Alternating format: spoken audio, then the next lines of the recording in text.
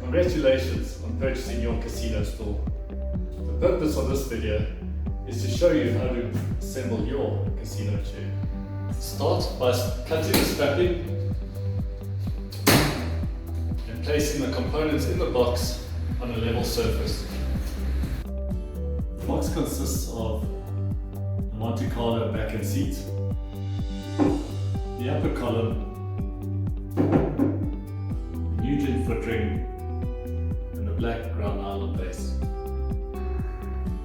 Let's start assembling our casino stool. Firstly, take the round nylon base and place it on the floor.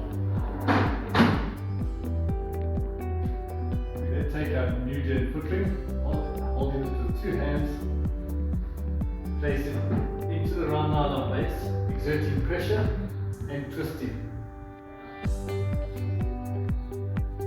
We then take our upper column and insert it into the Nugent foot ring, exerting pressure. Lastly, we take our Monte Carlo back and seat,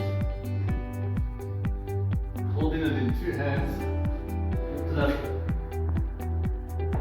lift it onto the front column, exerting pressure. You are now ready to experience the comfort of your new KRO stool.